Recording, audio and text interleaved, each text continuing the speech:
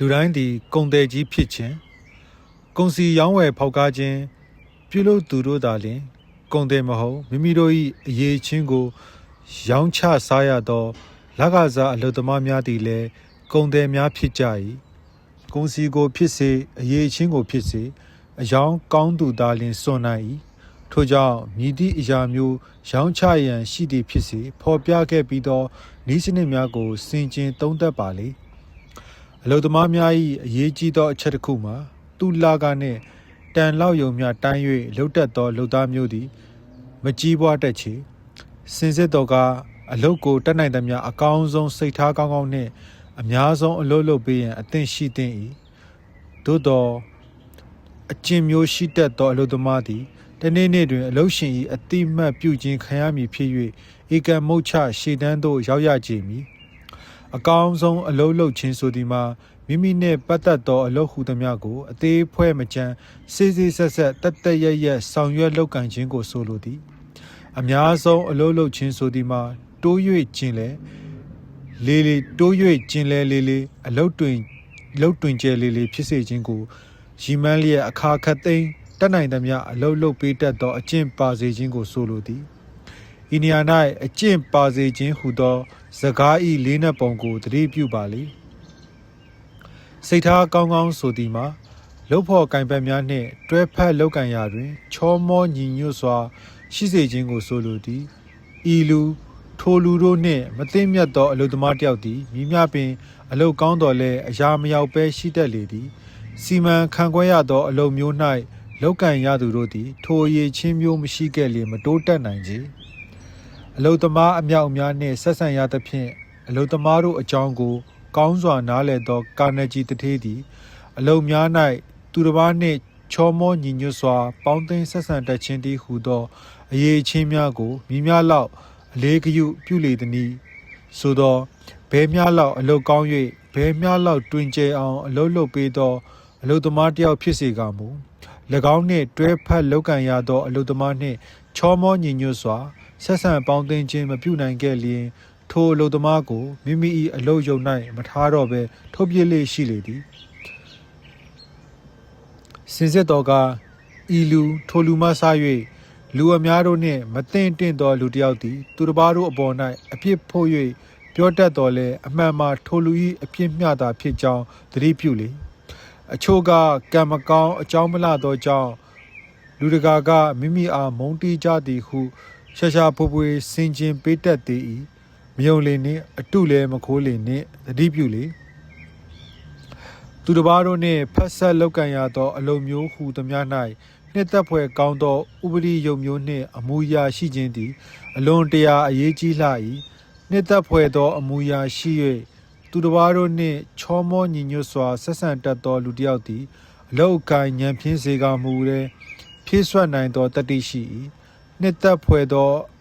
အမှုအရာမျိုးမရှိခဲ့လျင်၎င်းအတွက်အစာသွင်း၍ဖာထေးနိုင်သောအရာမရှိကြသူတစ်ပါးထံအမှုထမ်းခြင်းအပြင်ဝမ်းစာရှာမိကြသောသူတို့သည်ကုန်စည်ဝတ္ထုပစ္စည်းများကိုစွန့်အောင်ရောင်းချရသောကုန်သည်များကဲ့သို့ပင်မိမိတို့၏အရေးချင်းကိုဗန်းပြကောင်းဖို့လို၏များစွာသောလကစားအမှုထမ်းများသည်ကုန်စည်ဝတ္ထုပစ္စည်းရောင်းချရသောကုန်စည်များကဲ့သို့ဗန်းပြရန်မလိုဟုမှတ်ထင်တတ်ကြသည်ဤအချက်ကိုလေးနက်အောင်အထက်တက်ဖော်ပြခြင်းဖြစ်လေသည်ဆုံးရှုံးရခြင်း၏အကြောင်းရင်းအချက်ကြီးများတင့်၌ဘယ်နှခုရှိသနည်းလောကကြီးတစ်ခုလုံးကိုစမ်းစစ်လိုက်သည့်အခါမှန်းရွယ်သည့်အတိုင်းထားမြောက်အောင်မြင်သူများသည်အလွန်နည်း၍ဆုံးရှုံးကြရသူများသာများလာကြောင်းတွေ့ရပေလိမ့်မည်ဤအကြောင်းကိုမှတ်တမ်းတင်၍စုံစမ်းစစ်ဆေးခဲ့ပူးသည့်ပညာရှင်တကြီးတဦးကလူ100လျင်68ယောက်သောသူတို့သည်ရီမန်းတိုင်းမပေါက်ရောက်ပဲဆုံးရှုံးကြရသည်ဟုထွက်ဆိုထား၏ကျွန်ုပ်တို့အထင်မှာလူ100လျင်တယောက်မျှလောက်သာရီမန်းသည့်အတိုင်းပေါက်ရောက်သည်ဟုထင်မြင်မိ၏ထိုကဲ့သို့ဖြစ်ရခြင်းမှာပညာသင်ကြားရေးနည်းစနစ်၏ချိုးယွင်းချက်သည်အကြောင်းတရားဖြစ်၍မိဘများကကောင်းသောနမူနာမပြနိုင်ခြင်းသည်အကြောင်းတရားဖြစ်၏ဤစာအုပ်၏ရွယ်ချက်မှာအဆိုပါချိုးယွင်းချက်တို့ကိုပြင်ဆင်ပေးရန်ဖြစ်ပေသည်ရီမန်းသည့်အတိုင်းထားမြောက်အောင်မြင်ခြင်းအကြောင်းကြီး30ရှိလေရာ ဤအခန်းတွင်ဆုံးရှုံးစေတတ်သောအကြောင်း30တို့ကိုဖော်ပြရပေအောင်ဟံ၎င်းတို့ကိုတေချာစွာဖတ်ရှု၍တင့်၌အောင်မြင်ခြင်းလမ်းတွင်စူးညောင်းခလုတ်တပွဲဖြစ်သောအချက်ကြီးဘယ်နှချက်ရှိသည်ကိုမျက်စိဖွင့်၍စစ်ဆေးလေလော့1မူလအခြေခံဉာဏ်ဖြင့်ခြင်းပရိသေတီကလေးကစဉ်းစားဉာဏ်အုံနောက်အလွန်ဉာဏ်ဖြင့်လာခဲ့သူအဖို့မှာပြုပြင်ဖို့မတတ်နိုင်သေးသလောက်ဖြစ်လေတော့၏သို့သောကိုယ်တိုင်ဉာဏ်တုံးခဲ့လျင်အထက်တွင်ဖော်ပြခဲ့ပြီးသောဘိုးတစု၏ဤအကူအညီဖြင့်အတော်တန်စွမ်းဆောင်ဖို့ရှိသို့သောချုပ်ရင်းချက်ကြီး30တို့အနက်တွင်ပြုပြင်ဖို့ခဲရင်သောအချက်မှာဤအချက်မျှသာရှိကြ၏နှစ်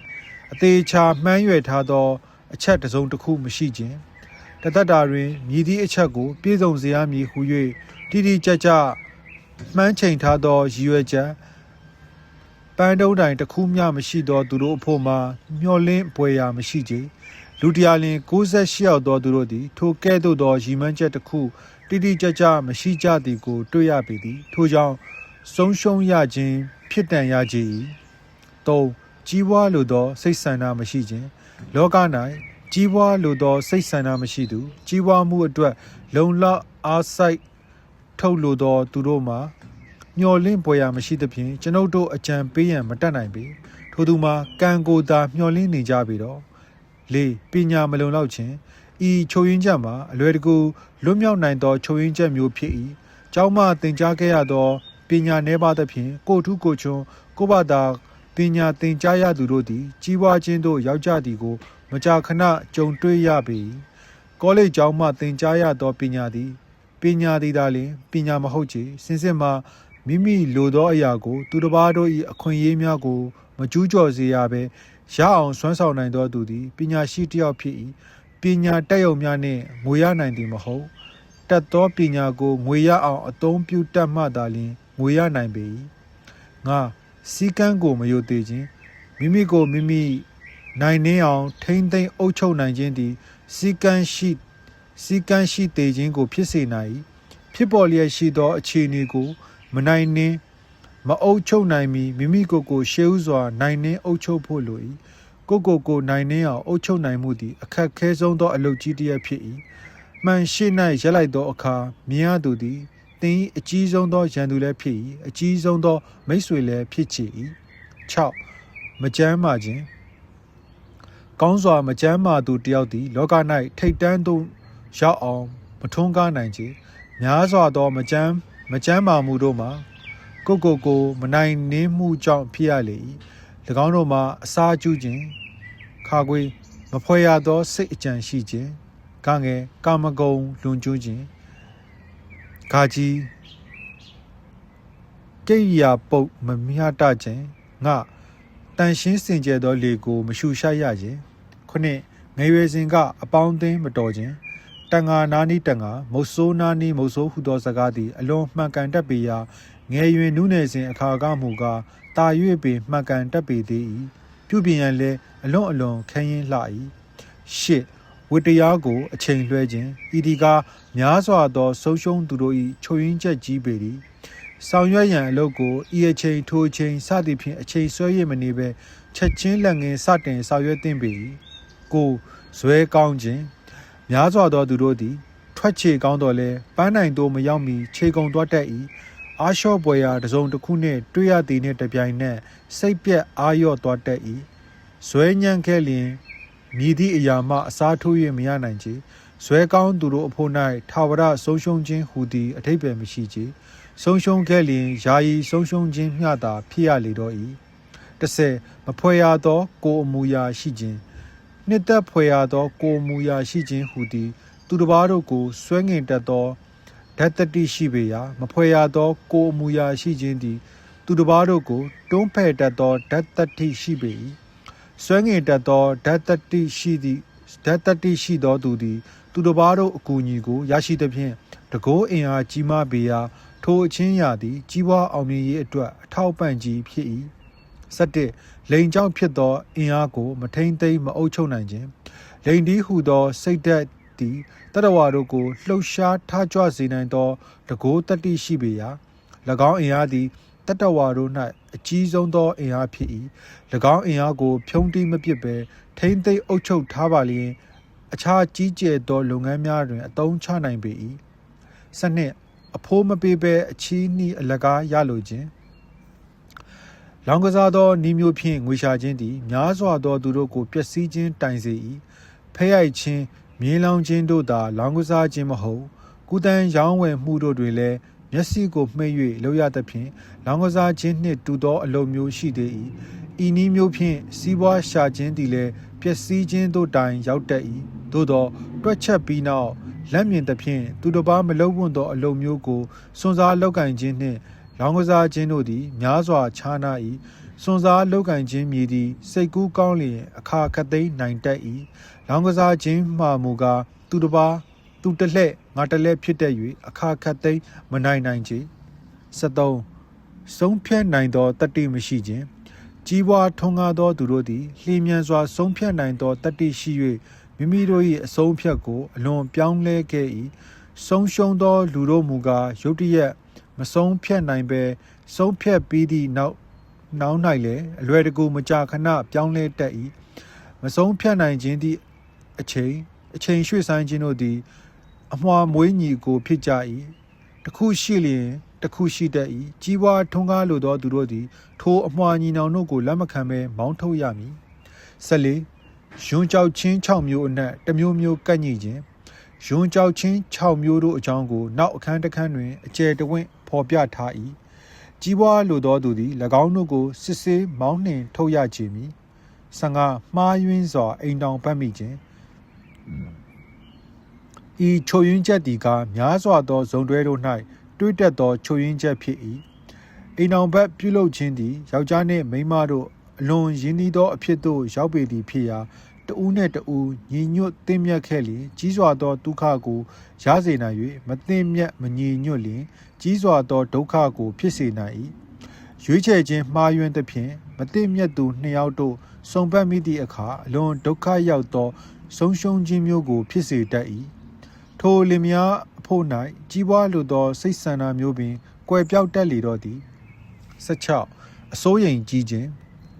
ဤနယ်ထိုနယ်စသည်ဖြင့်တွေးတောစိုးရိမ်နေသည့်အတွက်ကြောင့်အချိန်နှောင်းသွားသောသူသည်သူတစ်ပါးတို့၏ရွေးကြကိုသာရတတ်ပေကြောင်းနောက်ချင်းနှင့်တလဲသာကြံတတ်တော့၏အစိုးရိမ်ကြီးလွန်ခြင်းသည်အရင်ပြုလုပ်ခြင်းနှင့်အတူဆုံးရှုံးနစ်နာစေတတ်သည်နှမျိုးလုံးသည်အလယ်လက်မဟုတ်သောကြောင့်ရှောင်ကျဉ်ထိုက်၏စွန့်စားတန်တလောက်မစွန့်စားဝံ့သောသူသည်ထိတ်တန်းသို့ရောက်အောင်မကြီးပွားနိုင်ကြ19အလောက်အကိုင်၌တွဲဖက်မှားခြင်းဤအချက်သည်လည်းများစွာသောသူတို့ကိုဆုံးရှုံးစေသောအချက်တစ်ချက်ဖြစ်၏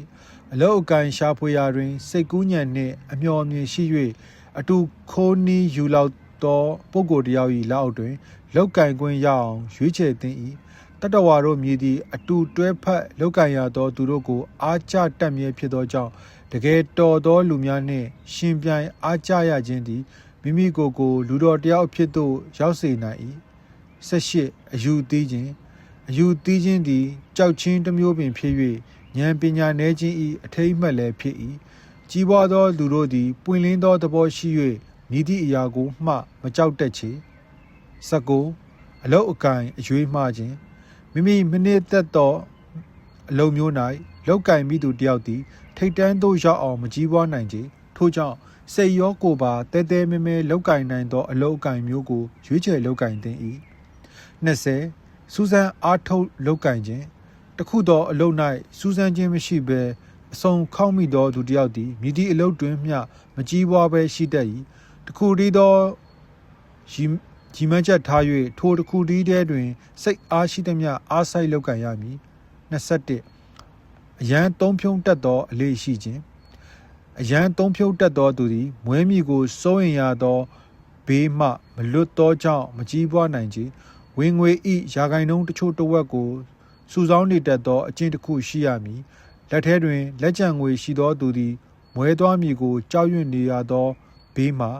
လွတ်မြောက်သည့်အပြင်အလောက်အကင်ကိုလည်းရွေးချယ်နိုင်ခွင့်ရှိ၏လက်ကျန်ငွေမရှိသောသူမူကားတွေ့ရအလုပ်ကိုလုပ်ရတတ်၏20စိတ်အားထက်သန်ခြင်းမရှိခြင်း စိတ်အားထက်သန်ခြင်းမရှိသောသူသည်သူတစ်ပါးတို့ယုံကြည်အားထားခြင်းကိုမဖြစ်စေနိုင်ချေစိတ်အားထက်သန်ခြင်းသည်ကူးဆက်ပြန့်နှံ့စေတတ်သောတတ္တိရှိသည်ဖြစ်၍အောင်မြင်ခြင်းအတွက်အလွန်တရာအရေးကြီးပေ၏23မတူလျင်စန့်ကျင်သောစိတ်ဖြစ်ပေါ်တတ်ခြင်းများစွာသောသူတို့သည်ဘာသာရေး၌၎င်းလူမျိုးရေး၌၎င်းနိုင်ငံရေးဝါဒ၌၎င်းမိမိနှင့်ကွဲလွဲသောသူတို့ကိုတွေ့ရသည့်အခါစန့်ကျင်ဘက်ပရိပခသဘောမျိုးဖြစ်ပေါ်တတ်၏ထိုသူသည်မကြီးပွားတတ်ချေ24လွန်ကျူးသောအလေးအကျင့်ရှိခြင်းအစာကျူးခြင်းအတောက်ကျူးခြင်းကာမရာဂကျူးခြင်းတို့သည်ကြီးပွားရေးအတွက်ကြီးစွာသောအနှောက်အယှက်ကြီးများဖြစ်ကြ၏25သူတစ်ပါးနှင့်ဖက်ဆက်လောက်ကန်ရန်မတတ်နိုင်ခြင်းလူတချို့တို့သည်သူတစ်ပါးတို့နှင့်ဖက်ဆက်လောက်ကန်ရန်မတတ်နိုင်ခြင်းအတွက်ကြောင့်ကြီးစွာသောအခွင့်အလမ်းများကိုလက်လွတ်ကြရ၏ဤလူမျိုးတို့အားလူတော်တို့ကရှောင်ကွင်းတက်ကြ၏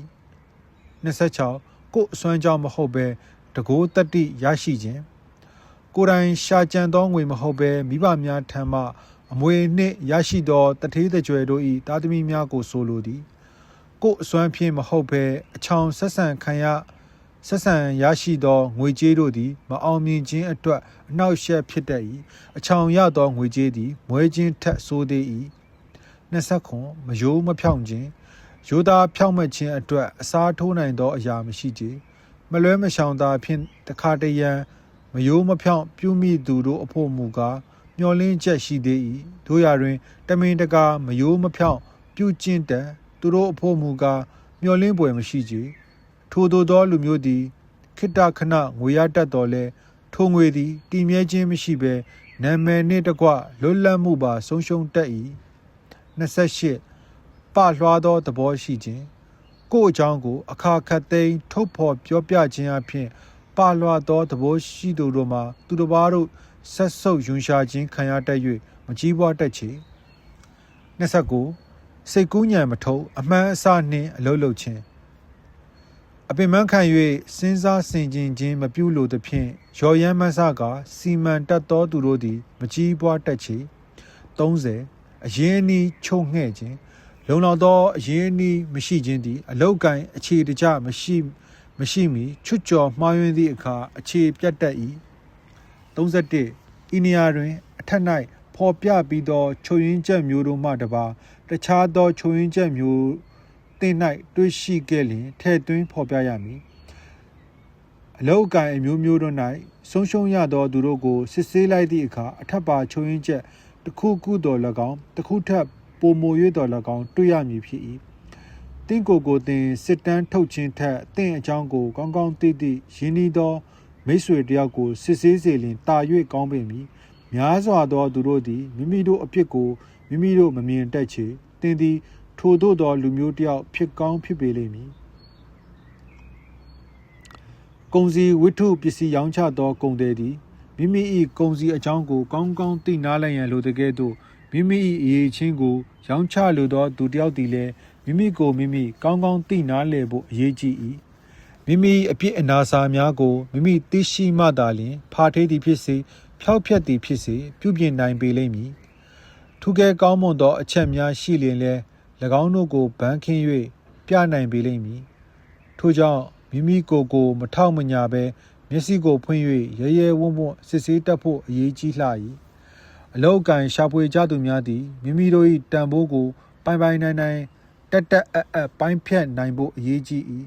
လူတိုင်းသည်ငွေကိုများကြီးလိုချင်ကြသည်သာဖြစ်၏သို့သောမိမိလိုသောငွေထက်ပို၍ထိုက်တန်သောအရေးချင်းမျိုးရှိမှတော်ခြင်းမည်များစွာသောသူတို့သည်မိမိတို့ထိုက်တန်သည့်ထပ်ပို၍လိုချင်တတ်ကြ၏သူတစ်ပါး၌အသုံးဝင်သောအရေးချင်းမျိုးရှိ၍ထိုအရေးချင်းကိုသူတစ်ပါးတို့အသုံးချခြင်းအောင်ပြုတတ်မှသာလျှင်တန်ဖိုးရနိုင်၏မိမိကိုစစ်တမ်းထုတ်ရန်အချက်ကြီး၈ချက်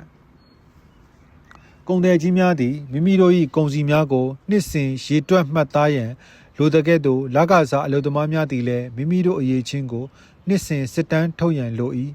စစ်တမ်းထုတ်သည့်အခါတစ်နှစ်ထက်တစ်နှစ်ချုပ်ရင်းချက်များလျော့၍ကောင်းသောအချက်များတိုးပွားလာထိုက်၏လူတို့မြည်သည်ရှေ့သို့တိုးသည်ဖြစ်စေနောက်သို့ဆုတ်သည်ဖြစ်စေ ရက်တက်နေသည်ဖြစ်စေရှစ်တက်ပေရာဤမူကားရှေ့သို့တိုးသူတူဖြစ်အောင်ကြိုးစားရမည်နှစ်စဉ်စစ်တမ်းထုတ်သည့်အခါရှေ့သို့တိုးလျင်မြမြတိုးသည်ဟုသိနိုင်ပေလိမ့်မည်နှစ်ကုန်သောအခါ၌စစ်တမ်းထုံး၍တိုးတက်သောအခါအောက်ပါအချက်များအတိုင်းစစ်ဆေး၍ရင်းနှီးသောမိတ်ဆွေတယောက်၏အကူအညီကိုရယူခဲ့လျင်တာ၍ကောင်းပေလိမ့်မည်၁ဤနှစ်ဖို့ငါမှန်းထားသောပန်းနိုင်သို့ရောက်ပါ၏လောနှစ်စဉ်နှစ်တိုင်းမြမြလောက်ခရီးကျန်းသို့ရောက်အောင်ကြိုးစားမည်ဟုသတ်မှတ်ထားရမည်နှစ်ငါသည်တက်နိုင်သမျှအစွမ်းကုန်အမှုထမ်းခဲ့ပါ၏လောယခုထက်ပို၍ကောင်းအောင်အမှုထမ်းဖို့ဖြစ်နိုင်ပါသေး၏လော၃ငါသည်ယခုထက်ပို၍အလုပ်လုပ်နိုင်ပါသေးသလော၄ငါသည်သူတစ်ပါးတို့နှင့်ချောမောညီညွတ်စွာအမှုထမ်းခဲ့ပါ၏လောငါ၌အလုပ်ကိုအချိန်ရွှေ့တတ်သောအလေးအကျင့်မျိုးရှိပါသလောငါသည်သူတစ်ပါးတို့နှစ်သက်ဖွယ်သောဥပဒေရုပ်မျိုးရှိအောင်ကြိုးစားခဲ့ပါ၏လောကြိုးစားလျင်မြည်မြလောက်တိုးတက်နိုင်ခြင်းရှိခဲ့ပါသနည်းခုနှစ်ငါသည်အကြံစီတစ်ခုကိုအဆုံးတိုင်ဆောင်ရွက်သည့်ဇွဲတတိရှိပါ၏လောရှစ်ငါသည်လျင်မြန်စွာဆုံးဖြတ်ချက်ချနိုင်သောအစွမ်းတတိရှိပါ၏လောငါ၌ယွန်းကြောက်ချင်း6မျိုးအနက်မြည်သည့်ယွန်းကြောက်ချင်းမျိုးရှိခဲ့ပါသနည်းယွန်းကြောက်ချင်း6မျိုးကိုနောက်တစ်ခန်းတွင်ဖော်ပြပါဦးမည်10ငါသည်စိုးရင်ချင်းများလွန်းသလားနည်းလွန်းသလားအခြားသူတို့နှင့်ဆက်ဆံရာတွင်ချောမောညီညွတ်ခြင်းရှိပါ၏လောချောမောညီညွတ်ခြင်းမရှိခဲ့လျင်ငါ၏အပြည့်လုံးလုံးဖြစ်သလောတစိမ့်တဒေတာမျှတာဖြစ်သလော12ငါသည်အလုပ်တစ်ခုတည်းတွင်စူးစူးဆိုက်ဆိုက်လောက်ကင်ပါ၏လောသို့မဟုတ်အာယုံများခဲ့သလော13ငါသည်ပွင့်လင်းသောသဘောရှိ၍သူတစ်ပါးတို့၏ကွဲလွဲချက်များကိုသာတိခံနိုင်ပါ၏လော14အမှုထမ်းရ၌ငါသည်အရေးအချင်းကိုမိတို့သောနည်းဖြင့်တိုးတက်အောင်ဆောင်ရွက်နိုင်ခဲ့ပါ၏တနည်း15ငါ၏လွန်ကျူးသောအရေးချင်းကိုမိတို့သောနည်းဖြင့်တိုးတက်အောင်ဆောင်ရွက်နိုင်ခဲ့ပါသနည်း15ငါ၌လွန်ကျူးသောအလေးအကျင့်မျိုးရှိပါသလော16ငါသည်ပလွှားသောစိတ်မျိုးရှိကြောင်းကိုအထင်ရှားဖြစ်စေမထင်မရှားဖြစ်စေဖော်ပြမိသလောငါသည်လုပ်ပေါ်ကင်ဘက်များကိုကြီးညိုချိုသေးခြင်းခံရလောက်အောင်ပြုမှုပါ၏လော18ငါ၏ထင်မြင်ချက်များနှင့်ဆုံးဖြတ်ချက်များသည်မှန်းဆခြင်းအပေါ်၌အခြေတည်ပါသလောသို့ဒီမဟုတ်တေချာစွာပိုင်းခြားဝေဖန်ခြင်းနှင့်စင်ကြင်စဉ်းစားတက်ခြင်းတို့အပေါ်၌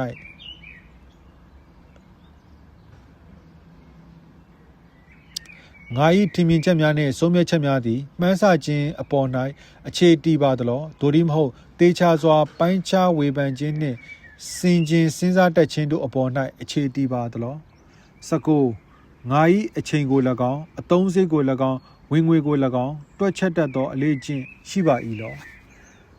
20အကျိုးရှိသောအလုပ်မျိုး၌ကုန်သင့်သောအချိန်ကိုအကျိုးမရှိသောအလုပ်မျိုး၌ဘယ်များလောက်ဖြုံးတီးမိလေသနည်း21ရှေးနှစ်အဖို့၌တိုး၍အလုပ်တွင်ကျယ်စေခြင်းက၎င်း၏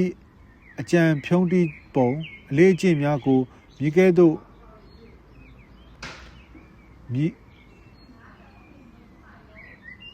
ငါသည်မိသူအားမိသည့်နည်းဖြင့်မတရားသဖြင့်ပြုကျင့်ခဲ့မိလေသည်25ငါလုပ်သောအလုပ်ကိုငါကိုယ်တိုင်အလုပ်ရှင်ဖြစ်ခဲ့လျင်ကျေနပ်လောက်ပါ၏လောငါသည်ငါနှင့်လျှော်သောအလုပ်ကင်မျိုးတွင်လုပ်ကင်လျက်ရှိပါ၏လော29အလုပ်ရှင်သည်ငါ၏အလုပ်ကိုကျေနပ်ခြင်းရှိပါ၏လောမကျေနပ်ခဲ့လျင်ဘယ်အတွက်မကျေနပ်ပါလေသနည်း28ထမြောက်အောင်မြင်ရေးနည်းစနစ်များဖြင့်ငါကိုစစ်ဆေးလိုက်သည့်အခါဘယ်သို့သောအခြေအနေ၌ရှိပါသနည်းဤနေရာ၌ရင်းနှီးသောမိတ်ဆွေတယောက်၏အကူအညီဖြင့်မထောက်မညာမှန်ကန်စွာစစ်ဆေး၍တော်သည်ညံ့သည်အသင့်တင့်ရှိသည်စသဖြင့်ဆုံးဖြတ်ရမည်ဤအခန်းတွင်ဖော်ပြပါရှိသောအကြောင်းအရာများကိုဖတ်ရှုဆင်ခြင်သုံးသပ်ပြီးဖြစ်၍သင်သည်သင်၏အရေးချင်းကိုရောင်းချရန်အတွက်လက်တွေ့ဆောင်ရွက်ဖို့အစီအစဉ်တစ်ခုရေးဆွဲရန်အသင့်ရှိလောက်ပေပြီအစီအစဉ်ရေးဆွဲပုံ စီကံနီလန်းများကို၎င်းခေါင်းဆောင်တို့၌လိုအပ်သောအရေးချင်းများကို၎င်းမအောင်မြင်သောခေါင်းဆောင်တို့၏ချုပ်ရင်းချက်များကို၎င်းအလောက်အကိုင်အမျိုးမျိုးတို့တွင်မအောင်မြင်တတ်သောသူတို့၏ချုပ်ရင်းချက်များကို၎င်းကိုစီကံထုတ်ရမည်မေကွန်ပု္ပ္ပာများကို၎င်းဤအခန်းတွင်စုံလင်စွာဖော်ပြခဲ့ပြီးပေပြီဖော်ပြခဲ့ပြီးသောစီကံနီလန်းများကိုကောင်းကောင်းကြီးနားလည်၍ကိုယ်ပိုင်ဖြစ်သည့်တိုင်အောင်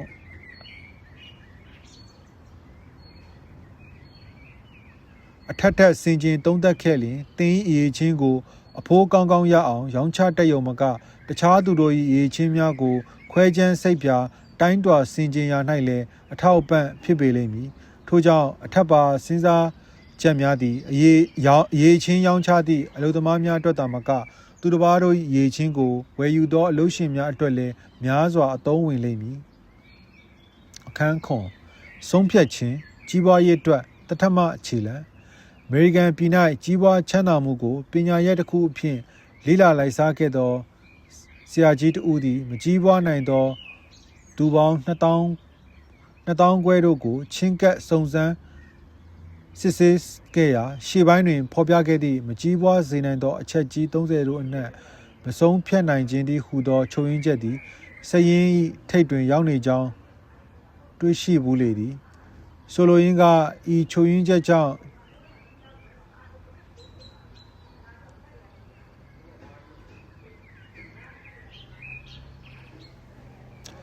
ထိုချုပ်ရင်းချက်ကြောင့်ကြီးပွားထွန်းကားခြင်းသို့မရောက်ရသောသူတို့၏အရေးအတွက်သည်အလွန်များပြားလှသည်ဟုအဓိပ္ပာယ်ရှိ၏ဆုံးဖြတ်နိုင်သောအရေးချင်းမရှိခြင်းနှင့်တခုသောအလုပ်ကိုအချိန်ရွှေ့ဆိုင်းတက်ခြင်းတို့သည်အတူတူပင်ဖြစ်လေရာ၎င်းချုပ်ရင်းချက်နှင့်များစွာသောသူတို့၏အနည်းနှင့်အများရှိတတ်၏အလုပ်တစ်ခုလုပ်ကိုင်ရန်ဆိုလျှင်မျိုးစင်ကြယ်ပေး၍အလုပ်ဆွဲနေပြီးလျှင်အချိန်ဆွဲနေပြီးလျှင်မလုပ်ဘဲမဖြစ်နိုင်သည့်နောက်ဆုံးအချိန်ရောက်ခါမှလှုပ်ချင်တက်ကြ၏ပြင်းဤပွဲကောင်းသောအလုပ်ပင်ဖြစ်လင်ကစားအချိန်ဆွဲ၍မနေဘဲပြီးဆုံးခြင်းသို့ရောက်အောင်ချက်ချင်းထား၍ဆောင်ရွက်တတ်သောဝါသနာရှိသူတို့သည်ကြီးပွားရေးဘက်ကိုမျက်နှာမူလျက်ရှိသူများဖြစ်ကြ၏ကြီးပွားစေတတ်သောဝါသနာကောင်းနှင့်မွေးဖွားလာသောသူများဟု၍ဆိုထိုက်ပေသည်တင်သည်ဤစာအုပ်ကိုဖတ်ရှုပြီး၍၎င်းတွင်ဖော်ပြပါရှိသောနည်းစနစ်များအတိုင်းလိုက်နာလေ့ကျင့်ရန်ပြင်ဆင်သောအခါမိမိ၌လျင်မြန်စွာဆုံးဖြတ်နိုင်သောအရေးချင်းမျိုးရှိမရှိကြောင်းကိုစမ်းသပ်ရန်အခွင့်ရပေလိမ့်မည်အထက်တွင်ဖော်ပြခဲ့သောဆရာကြီးသည်လောက၌မကြီးပွားသောလူများနှင့်ကြီးပွားထွန်းကားခြင်းသို့ရောက်ခဲ့သူပေါင်းထောင်တောင်းတို့ကိုနှစ်ပေါင်းများစွာချင်းကပ်မေးမြန်းစုံစမ်းစစ်ဆေးကြည့်ခဲ့ဘူးရာဒေါ်လာ1 သန်းကျော်အောင်ကျော်ဝါခြင်းသို့ရောက်ကြခဲ့သည်ဟူသည်များတို့သည်လျင်မြန်စွာဆုံးဖြတ်တတ်သောအရေးချင်းမျိုးရှိကြသူကြီးသာဖြစ်ကြောင်းတွေ့ခဲ့ရ၏ထိုသူတို့သည်ဆုံးဖြတ်ရာတွင်အလွန်လျင်မြန်၍ထိုဆုံးဖြတ်ချက်ကိုပြောင်းလဲရမည့်နေရာတွင်အလွန်နှေးကွေးကြောင်းတွေ့ရ၏မကြီးပွားသောသူတို့မူကားတစုံတစ်ခုကိုဆုံးဖြတ်ရန်အလွန်နှေးကွေးလာ၍အထမမြောက်သည်နှင့်တပြိုင်နက်အလွန်ပြောင်းလဲလွယ်၍မကြာခဏလည်းပြောင်းလဲတက်ကြလေသည်မိုတာကားတထေးကြီးမစ္စတာဖို့သည်မိမိဆုံးဖြတ်ချက်ချထားသောကိစ္စတစ်ခုကိုမည်သူပြော၍မှမပြောင်းလဲဘဲထားတတ်သောဝါသနာရှိသည့်အတွက်ကြောင့်ခေါင်းမာသည်ဟူ၍ပင်ဆွဆွဲခြင်းခံရ၏စင်စစ်တော်ကထိုဝါသနာသည်၎င်းတထေးကြီး၏ကြီးပွားထွန်းကားရေးတွင်အလွန်ကြီးမားလှသောအထောက်ပံ့ကြီးဖြစ်၏စီးပွားမဖြစ်နိုင်သောသူတို့သည်အများအပြားသူတစ်ပါးတို့၏ထင်မြင်ချက်ကိုအရေးလှုပ်တက်လွန်းသူများဖြစ်ချေသည်ထိုသူသည်ကိုယ်ပိုင်ဉာဏ်ကိုအသုံးမပြုဘဲမြည်သူမြည်ကဲ့သို့ပြောသည်မြည်သည့်သတင်းစာကမြည်တို့ကဲ့ရဲ့ရှုံချရေးသားလိမ့်မည်စသည်ဖြင့်သူတစ်ပါးတို့၏ထင်မြင်ချက်ကိုအားကိုးတတ်သူများဖြစ်ကြလေသည်ထင်မြင်ချက်မြင်သည့်လောက၌အပေါ်ဆုံးသောဝိထုဖြစ်သည်တင်လက်ခံလိုခဲ့လျင်တင့်အကြောင်းကိုအခမဲ့ထင်မြင်ချက်ကိုပေးကြမည်သူအမြောက်များရှိကြ၏တင်သည်အရေးကြီးသောကိစ္စတစ်ခုကိုဆုံးဖြတ်ရ၌အခြားသူတို့၏ထင်မြင်ချက်ကိုအလေးဂရုပြုနေခဲ့လျင်မည်သည့်လုပ်ငန်းဆောင်တာကိုမျှထမြောက်အောင်မြင်ခြင်းမရှိနိုင်ချေတင်၏ဆန္ဒကိုငွေဖြစ်အောင်ပြုလုပ်မှုကိစ္စကိုမူကားပေယာလက်ထားလိုက်ပေအောင်လော သူတစ်ပါးတို့၏ထင်မြင်ချက်ကိုအလေးဂရုပြုနေသောသူသည်ပြင်းစွာသောကိုယ်ပိုင်ဆန္ဒမရှိနိုင်ကြ။ဤစာအုပ်တွင်ဖော်ပြပါရှိသောနည်းစနစ်များအတိုင်းလိုက်နာလေ့ကျင့်ရန်အစပြုသောအခါသင်၏ကိစ္စကိုသင်၏တဘာဝအတိုင်းဆုံးဖြတ်ပါလေ။ဖော်ပြခဲ့ပြီးသောဗိုလ်တစုမှတပါးမည်သူအားဖြင့်တိုင်ပင်နှီးနှောခြင်းမပြုလေနှင့်ဗိုလ်တစုကိုရွေးချယ်ရာ၌သင်၏ရည်ရွယ်ချက်ကိုကောင်းစွာနားလည်၍အစဉ်အမြဲထောက်ခံအားပေးမည့်သူများကိုသာရွေးချယ်ထားဖို့အထူးတတိပြုပါလေ။ရင်းနှီးသောမိတ်ဆွေများနှင့်ဆွေမျိုးညာတိများသည်ထင်မြင်ချက်များပေးကြခြင်းအပြင်ဖြစ်စေရဲရွှင်လိုသောသဘောနှင့်ပြည့်ရဲ့လှောင်ပြောင်ပြောဆိုကြခြင်းအပြင်ဖြစ်စေသင်၏အကြံစီကိုပြည့်စေဖို့မရည်ရွယ်ပဲလျက်ပျက်စီးစေတတ်ကြလေသည်မိမိကိုယ်ကိုညံပြင်းသည်ဟုဆွဲမြဲမှတ်ယူတတ်ကြသူများသည်မသိနားမလဲသောသူတို့ကစန့်ကျင်ဘက်ထင်မြင်ချက်မျိုးပေးခြင်းအပြင်ဖြစ်စေပြည့်ရဲ့လှောင်ပြောင်ပြုလုပ်ခြင်းအပြင်ဖြစ်စေမိမိတို့၏အကြံစီပျက်စီးခြင်းခံရတတ်လေသည်သင်၌ကိုယ်ပိုင်အုံနောက်ကိုယ်ပိုင်စိတ်ရှိ၏၎င်းကိုအသုံးပြု၍သင်ကိုယ်တိုင်ဆုံးဖြတ်လေလောတိလိုသောအချက်များမပြည့်စုံသေးသဖြင့်မေးမြန်းစုံစမ်းရန်လိုခဲ့ပါလျှင်သင်၏အကြံစီကိုထုတ်ဖော်ပြောခြင်းမပြုဘဲမေးမြန်းစုံစမ်းခြင်းပြုလေလောအကြအမြင်ဗဟုသုတနေပါသောသူတို့သည်မိမိသိရှိထားသည့်အနည်းငယ်မျှသောအရာကလေးကိုအများကြီးဟူ၍သူတစ်ပါးကိုအထင်ရောက်စေလိုတတ်ကြ၏ရေမပြည့်သောအိုးသည်ဘောင်ပင်ခတ်သည်ဟုဆိုသောစကားအတိုင်းထိုလူမျိုးတို့သည်နားကိုအသုံးမပြုဘဲပါးစပ်ကိုသာအသုံးပြု၍များစွာစကားပြောလိုတတ်ကြ၏လျင်မြန်စွာဆုံးဖြတ်တတ်သောအလေးအကျင့်ကိုအလိုရှိခဲ့လျင်နားနှင့်မျက်စိကိုဖွင့်ထား၍ပါးစပ်ပိတ်ထားလီလောစကားများသောသူတို့သည်စကားပြောခြင်းမှတပါအခြားအလုပ်မလုပ်တတ်ကြကြနားထက်ပါးစပ်ကိုပို၍အသုံးပြုသောသူတို့သည်ဗဟုသုတရစေမည်အခွင့်အရေးများလက်လွတ်တတ်သည့်အပြင်မိမိအကြံစီကိုသူတစ်ပါးအားထုတ်ပေါ်ပြောဆိုမိခြင်းအပြင်သူတစ်ပါးတို့ကမနာလိုသဖြင့်အနှောက်အယှက်ပြုခြင်းခံရတတ်လေသည်နားကြီးမျက်စိကြီးတို့၏ရှေ့စကားပြောမိသောအခါတိုင်းတင့်၌ပညာအဘယ်မျှလောက်သာရှိ၍အဘယ်မျှချုပ်ရင်းနေသည်ကိုထိုသူတို့အားထုတ်ပေါ်ပြသရာရောက်လေသည်စင်စစ်ဉာဏ်ပညာကြီးသောသူတို့သည်မိမိတို့၏ဉာဏ်ကိုထုတ်ဖော်၍မပြခြင်းနှုတ်ဆက်ခြင်းတို့ဖြင့်ထင်ရှားပေ၏သင်နှင့်ပေါင်းသင်းဆက်ဆံနေသောသူတို့သည်သင်၏နီးတူစီးပွားဖြစ်မှုအခွင့်အလမ်းကိုရှာဖွေနေကြကြောင်းတတိမမေ့လေနှင့်သင်၏အကြံစီတို့ကိုလူတိုင်းအားထုတ်ပေါ်ပြောဆိုမိပါမူတယောက်ယောက်ကသင်၏ဉာဏ်ကိုအသုံးပြု၍သင်၏အလုပ်ကိုဥအောင်ဆောင်ရွက်သွားသဖြင့်ငေးလျက်ကြံရစ်တတ်လေသည်ထို့ကြောင့်နားနှင့်မျက်စိတို့ကိုဖွင့်ထား၍ပါးစပ်ကိုပိတ်ထားရန်ရှေးဥစွာဆုံးဖြတ်ချက်ချလေလောဤအကြံပေးချက်ကိုလိုက်နာဖို့တတိဖြစ်စေခြင်းကအောက်ပါစာကြောင်းကိုစာလုံးကြီးနှင့်ရေးကူး၍နေ့စဉ်မြင်နိုင်လောက်သောနေရာ၌ကတ်ထားပါလေသင်အကြံစီကိုတလောကလုံးအားထုတ်ဖော်၍မပြောမီရှေးဥစွာလှုပ်၍ပြလောဆုံးဖြတ်ချက်တစ်ခုပေါ်တွင်အသက်တည်၍နေခြင်းဆုံးဖြတ်ချက်တစ်ခု၏တန်ဖိုးသည်ဆုံးဖြတ်ချက်ချရသောတတ္တိအပေါ်တွင်တည်လျက်ရှိ၏လောက၌အဖိုးတန်သောလူကြီးတို့၏ဆုံးဖြတ်ချက်ကြီးများသည်အသက်သေရလောက်သည့်အထိစွန့်စားဆုံးဖြတ်ကြရ၏အမေရိကန်သမ္မတအီဘရာဟင်လင်ကွန်းသည်အမေရိကန်ပြည်ရှိကပလီလူမျိုးများအားလွတ်လပ်ခြင်းပေးသောကြေညာစာတမ်းကိုထုတ်ပြန်ကြေညာရန်ဆုံးဖြတ်ချက်ချလိုက်သည့်အခါနိုင်ငံရေးနှင့်ပတ်သက်၍မိမိအားထောက်ခံအားပေးလာခဲ့သောမိတ်ဆွေများကမိမိအားစွန့်လွတ်ကြလိမ့်မည်ဟုသိရှိ၏ထိုကြေညာချက်အတိုင်းဆောင်ရွက်လုပ်ကိုင်ခြင်းအပြင်လည်းစစ်မြေပြင်၌ထောင်တောင်းမကသောသူတို့သည်အသက်ဆုံးရှုံးကြမည်ဟု၍လည်းသိရှိ၏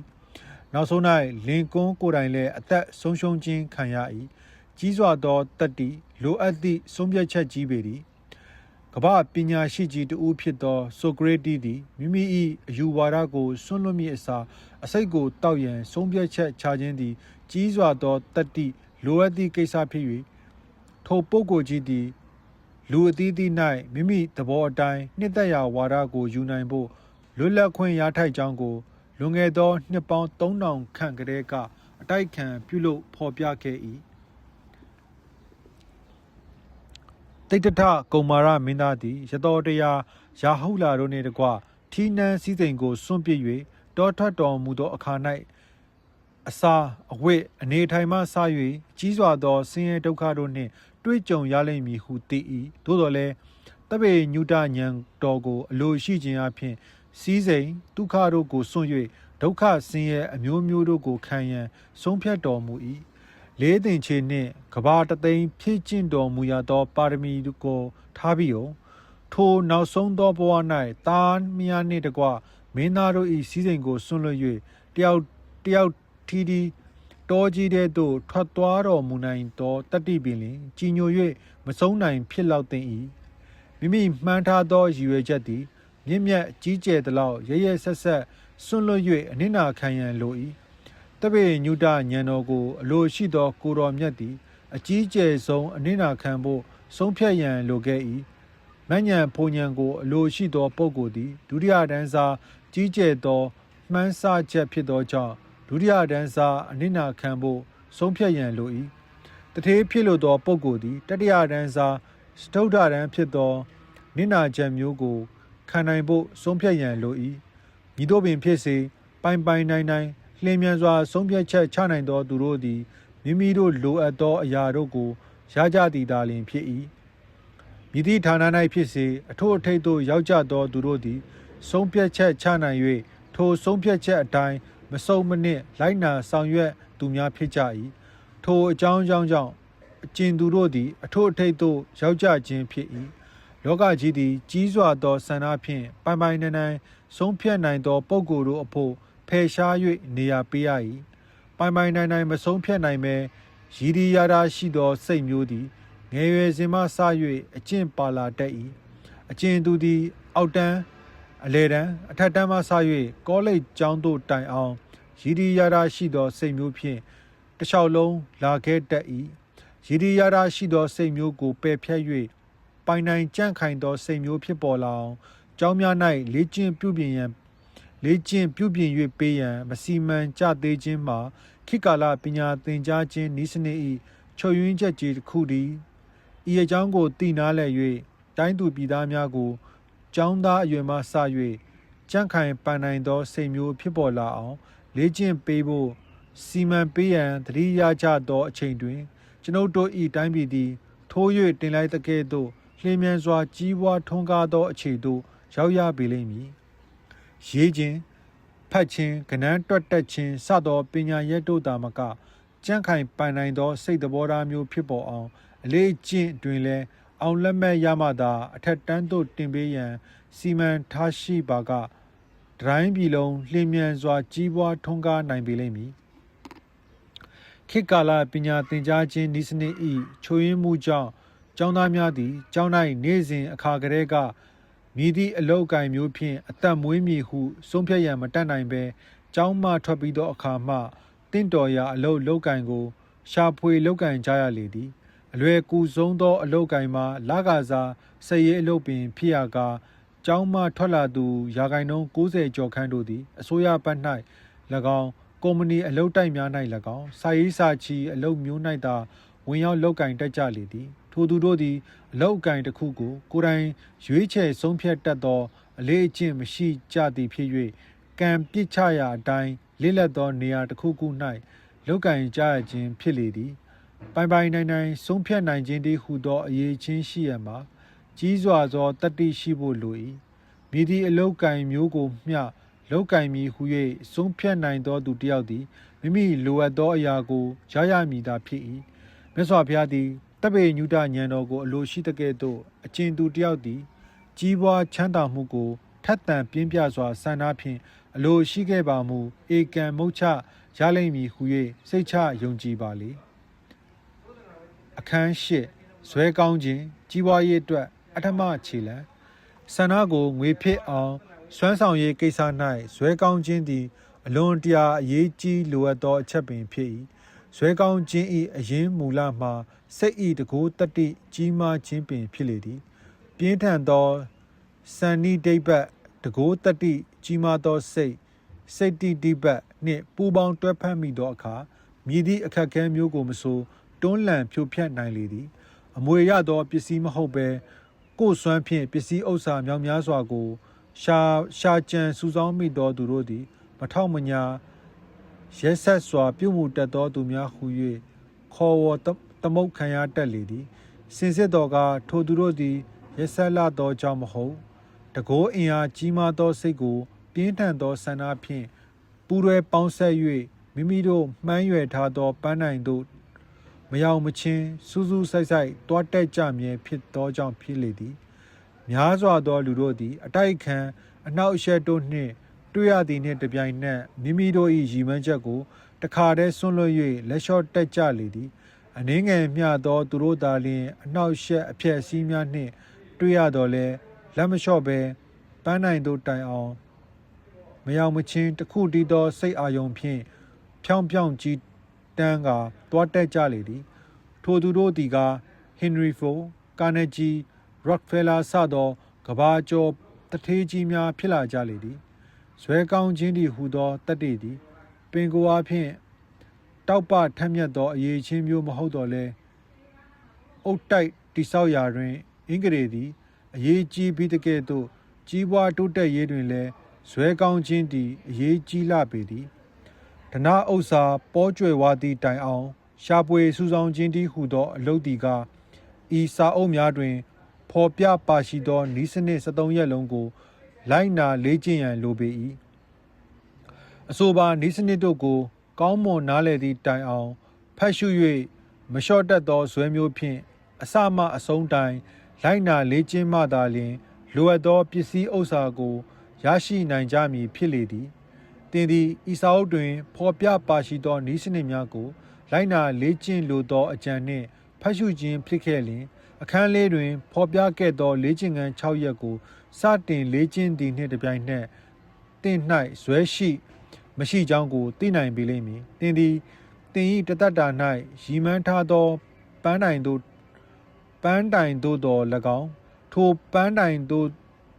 ရောက်အောင်မြည်ကဲ့သို့ဆောင်ရွက်မည်ဟုသောအကြံစီတော်၎င်းမရှိသူတယောက်ဖြစ်ခဲ့ပါမူကားဤစာအုပ်ကိုတာမန်ကာရှံကာမျှဖတ်ရှုပြီးနောက်လေ့ကျင့်ခန်းများကိုမလိုက်နာဘဲမေ့လျော့ဖျောက်ပြက်ပစ်စေလိမ့်မည်ကျွန်ုပ်တို့သည်သင်၏စွဲရည်တတ္တိကိုစစ်ဆေးစုံစမ်းနေသည်မှာဇွဲတတ္တိဉာဏ်ဖြင်းခြင်းသည်မကြီးပွားမအောင်မြင်ကြခြင်း၏အကြောင်းရင်းကြီးတစ်ရပ်ဖြစ်ကြောင်းကိုတွေ့ရဖန်များလာသောကြောင့်ဖြစ်၏ထို့ပြင်ဇွဲကောင်းခြင်းသည်ဟူသောအရေးချင်းသည်အနှင်းငယ်မျှသောသူတို့၌သာပင်ကိုအားဖြင့်ပါလာတတ်၏တို့ရာတွင်စ조사အားထုတ်ခြင်းအပြင်ဇွဲညံ့သောအဖြစ်မှဇွဲကောင်းသောအဖြစ်တို့တိုင်ရောက်နိုင်လေသည်ထိုကဲ့သို့အားထုတ်ရာ၌ပြင်းပြသောဆန္ဒရှိလေလေလွယ်ကူလေလေဖြစ်ပေလိမ့်မည်ခတ်သိမ်းကုန်သောအရာတို့ပြည့်စုံမူ၏အရင်းမူလသည်ဆန္ဒပင်ဖြစ်သည်ဤအချက်ကိုစွဲမြဲစွာမှတ်သားထားပါလေအနှင်းငယ်မျှသောမိသည်အနှင်းငယ်မျှသောအပူငွေ့ကိုသာဖြစ်စေနိုင်ပြီးတကဲ့သို့အနှင်းငယ်မျှသောဆန္ဒသည်အနှင်းငယ်မျှသောအကျိုးကိုသာဖြစ်စေနိုင်၏မိမိကိုယ်၌ဇွဲညံ့ကြောင်းတွေ့ရှိရလျင်ပျော့တော့သောဆန္ဒမှပြင်းပြသောဆန္ဒဖြစ်ပေါ်လာလေအောင်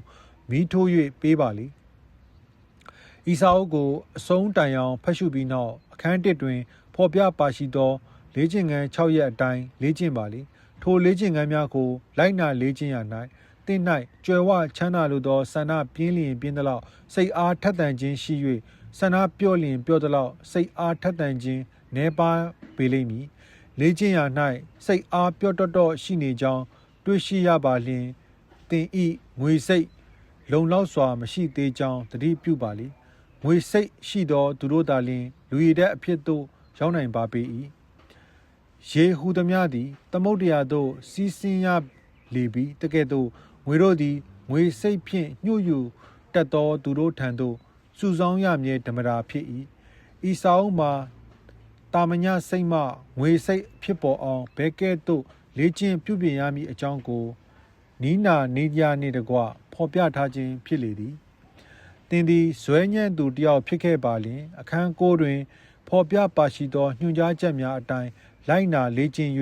ဘိုးတစုဖြင့်မိမိကိုယ်ကိုခြံရင်ထားပြီးလျင်ထိုသူတို့၏တွဲဖက်ဆောင်ရွက်ခြင်းအပြင်ဇွဲညံ့ခြင်းကိုဇွဲကောင်းခြင်းဖြစ်အောင်ပြုလုပ်ပေးလေလော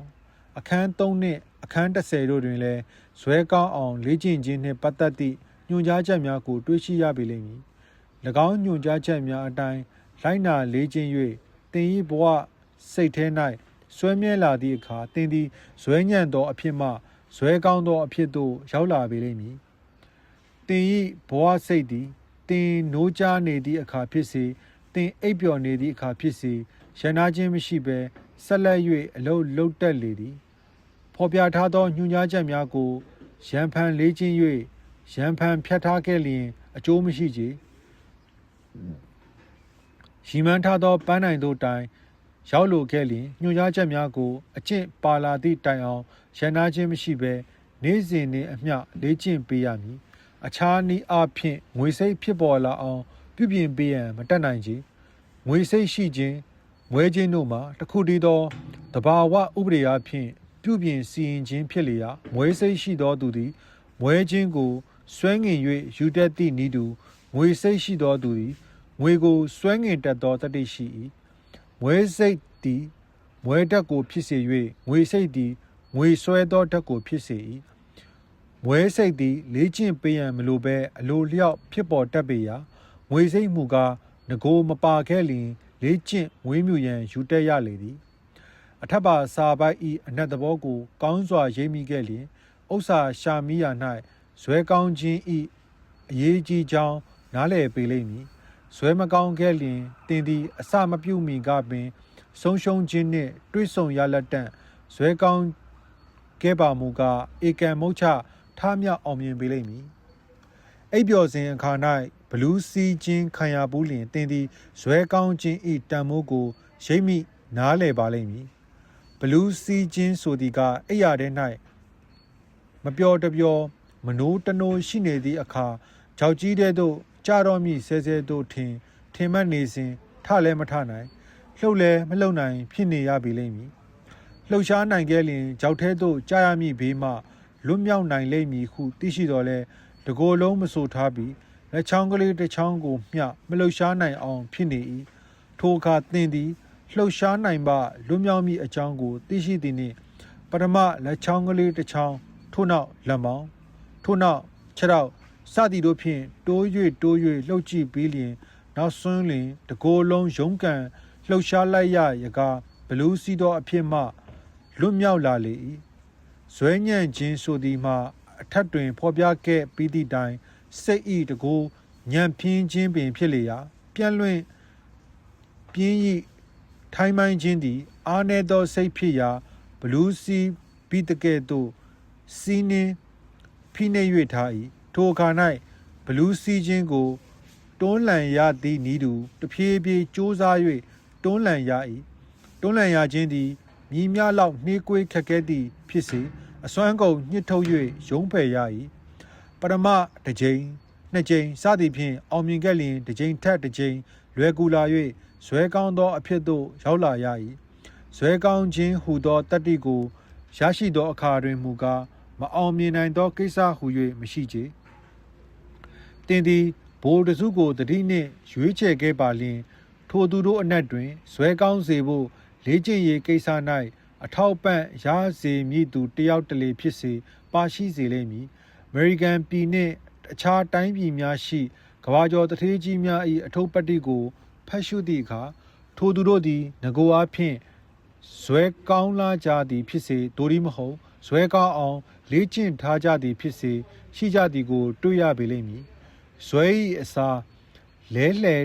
ထဲ့သွင်းပေးနိုင်သောအခြားအရေးချင်းဟူ၍မရှိကြမြည်များပင်ခဲရဲပင်မန်းစေကမူဇွဲကိုမရမချင်းလေ့ကျင့်ပေးရခြင်းမည်အာတက်ပွဲကောင်းသောအချက်မှာပထမ၌မြည်များပင်နှီးကန်စေကမူမလွတ်ပဲဆွဲထားပါကတဖြည်းဖြည်းနှင့်အရှိန်ရ၍လက်ဝဲသို့ရောက်လာသည်ကိုတွေ့ရပေလိမ့်မည်ဇွဲကောင်းခြင်းတည်းဟူသောအလေးအကျင့်ကိုမွေးမြူထားသောသူတို့သည်အောင်မြင်ရေးအတွက်အာမခံကုမ္ပဏီတစ်ခုတွင်စာချုပ်ထားပြီးသည်နှင့်တူလာပေ၏ထိတ်သို့ရောက်အောင်တက်ရ၌အကြိမ်ပေါင်းမီမျှချော်ကြသည်ဖြစ်စေနောက်ဆုံးတွင်ထိပ်ဖျားသို့ရောက်ရမည်သာဖြစ်၏လောက၌ကြီးပွားမှုသည်ဝင်ကဘာထဲသို့ဝင်ရခြင်းနှင့်တူလာပေရာမလျှော်သောလုံလဖြင့်ထွက်ပေါက်ရှာသောလူ၏နောက်ဆုံးတွင်တွေ့ရမည်သာဖြစ်၏ထွက်ပေါက်မရှိသောဝင်ကဘာဟူ၍မရှိနိုင်ချေဝင်ကဘာပါမှလွတ်မြောက်လာသူများကို ပရိသတ်ကဩဘာပေးကြတကဲ့သို့တခုသောလုပ်ငန်း၌အထို့အထိပ်သို့ရောက်သူများအားလောကကြီးကဩဘာပေးကြ၏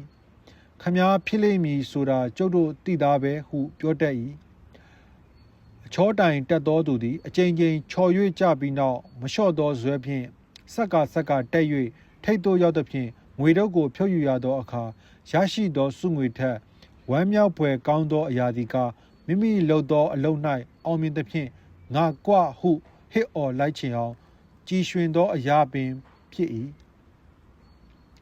စီးပွားဥစ္စာရှာမိရ၌အကြိမ်ကြိမ်ဆုံးရှုံးပြီးမှထမြောက်အောင်မြင်ရသောသူမှာအချောတိုင်သမားထက်အစပေါင်းများစွာထူးကဲလွန်မြတ်သောအရာသာကိုခံစားရကြမည်ဖြစ်လေသည်အချောတိုင်တက်သောသူသည်တစ်ကြိမ်လျှော့ကျသောအခါတွင်ဝလုံးတွင်တုပ်လိမ့်ထားသောအချောစီများကပ်ပါသွားသဖြင့်နောက်တစ်ကြိမ်တက်ရန်လွယ်ကူစေပြီးတကဲ့သို့စီးပွားရှာမှုတွင်လည်းတစ်ကြိမ်ဆုံးရှုံးသောသူသည်မိမိ၏အပြစ်များကိုမြင်သဖြင့်နောက်တစ်ကြိမ်တွင်ထိုအပြစ်မျိုးမှရှောင်ဖယ်နိုင်ခွင့်ရခြင်းအပြင်ထမြောက်အောင်မြင်ဖို့လွယ်ကူစေ၏အလောက်ကံအမျိုးမျိုးရှိကြသည့်အနက်စာရေးဆရာအလုပ်သည်ထမြောက်အောင်မြင်သောအခါ၌ရရှိသောငွေပြင်ထင်မော်ကြော်စိုးခြင်းနှင့်ဟူသောဂုဏ်ကိုလည်းခံစားကြရမည်ဖြစ်၍အတော်ပင်လူကြိုက်များသောအလုပ်တစ်ခုဖြစ်၏ကျွန်ုပ်တို့တိုင်းပြည်၌ရသောငွေသည်၎င်းကြော်စိုးသောဂုဏ်သည်၎င်းမမောလောက်အောင်မရှိလာတော့လဲအခြားတိုင်းပြည်၌မှမူလက်စွမ်းလက်စရှိသူမှန်သမျှသည်ထိုအလုပ်ကိုဝင်ရောက်စမ်းသပ်ကြ၍ဟန်မကြသောအခါမှအခြားလုပ်ငန်းများသို့ကူးပြောင်းလုပ်ကင်တက်ကြလေသည်စာရေးဆရာအလုံး၌ပတ်သက်၍အမေရိကန်ပြည်တွင်ဖီနီဟတ်ဆိုသူမိန်းမတစ်ယောက်၏ကောင်းခြင်းမှာမှတ်သားဖွယ်ကောင်းလှပေသည်ဖီနီဟတ်သည်စာရေးခြင်းဘက်တွင်ဝါသနာပါသူတို့၏ထုံးစံအတိုင်းထိုအလုပ်ဖြင့်ဝမ်းစာသာမကစီးပွားဥစ္စာလည်းရှာမိအံ့ဟူသောအကြံနှင့်စတင်ရေးသားခဲ့ရာ၄နှစ်တိုင်ကြိုးစားရေးသားခဲ့တော်လဲမိမိစာအုပ်ကိုလက်ခံရိုက်နှိုက်ထုတ်ဝေမိတိုက်မတွေ့သဖြင့်ကြီးစွာသောပင်ပန်းဆင်းရဲခြင်းနှင့်တွေ့ရ၏သတင်းစာတိုက်တိုက်ထဲကပင်ထိုမိန်းမ၏စာများကို36ကြိမ်တိုင်အလိုမရှိကြောင်းနှင့်ညင်းပယ်ခဲ့၏လူတာမန်တို့သည်36ကြိမ်ကိုမဆိုထားပြီးအစွန်းထွက်လောက်မျှညင်းပယ်ခြင်းခံရပါမူအချီးနီးအလုတ်ဟူ၍လက်လျှော့လိုက်ကြမည်ဖြစ်၏ထိုမိန်းမကဤကဲ့သို့မဟုတ်ချေငါ၏စာကိုဒင်းတို့တနေ့တွင်လက်ခံရမည်ဟုသောဇွဲမျိုးနှင့်တအုပ်ပြီးတအုပ်တစောင်ပြီးတစောင်တတိုက်ပြီးတတိုက်ဆက်လက်ရေးသားပေးပို့ခဲ့ရာ38ကြိမ်မြောက်ပေးပို့သောအခါတွင်36ကြိမ်ညင်းပယ်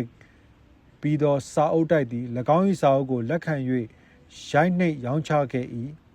ထိုစာအုပ်သည်ချစ်ချင်းပင်ကဘာကျော်စာအုပ်ဖြစ်သို့ရောက်သွားရကာစာအုပ်တိုက်များသည်ကိုယ်စားလှယ်များဆေလွှဲ၍ဖီနီယတ်ထံအလူရက်ဝယ်ယူကြသဖြင့်ခြေချင်းလိမ်လျက်ရှိနေတော့၏ဖီနီဟတ်သည်မိမိစာအုပ်များကိုရောင်းချခြင်းအပြင်ငွေများကိုရေတွက်၍မဖြစ်နိုင်လောက်အောင်ရရှိလေတော့၏ထို့နောက်ရုပ်ရှင်ကုမ္ပဏီများက၎င်း၏စာအုပ်များကိုအသုံးပြုလျက်ငွေများသည်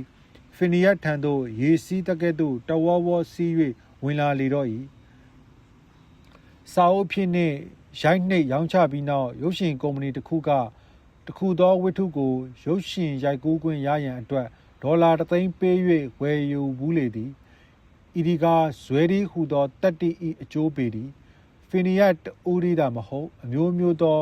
အလုတ်ကိုင်းနှင့်အထိုးတိတ်သို့ရောက်ကြသူအပေါင်းတို့သည်ဇွဲဒီဟူသောတက်တီကိုအခြေခံပြုကြရသည်သာဖြစ်၏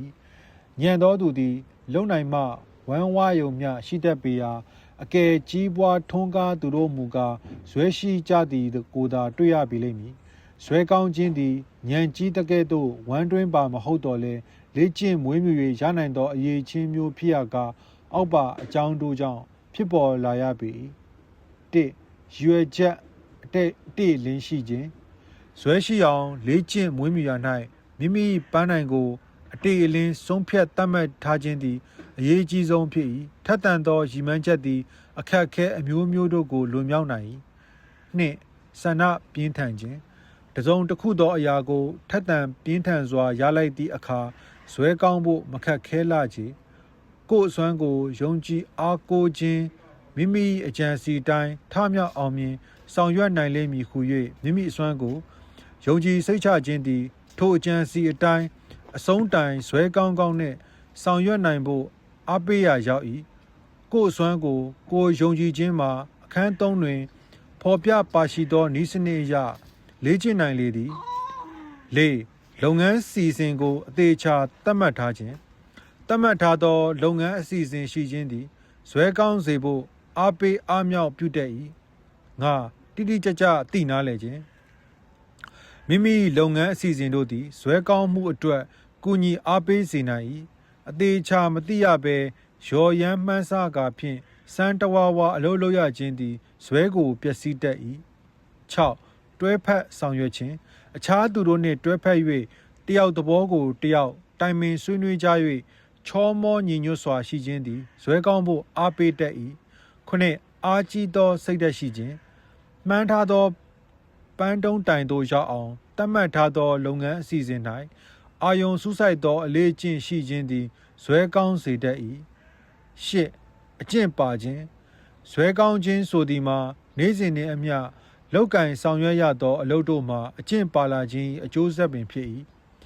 ကြောက်တတ်သောသူတစ်ယောက်သည်ရဲရင်သောအမှုတို့ကိုတစ်ခုပြီးတစ်ခုစွန့်စား၍ပြခြင်းအပြင်ကြောက်တတ်သောစိတ်ကိုပယ်ဖြောက်နိုင်၏ဇွဲကြောင်းနှင့်ပတ်သက်၍မပြီးဆုံးမီ